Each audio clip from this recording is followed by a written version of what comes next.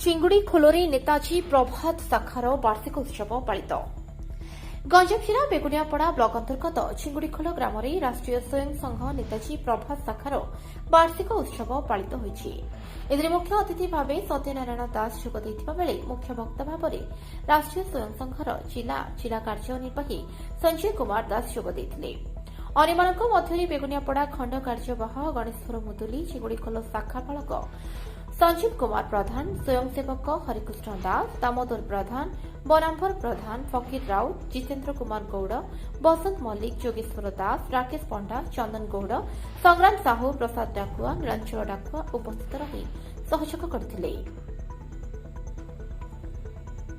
Bureau head जिला खबर।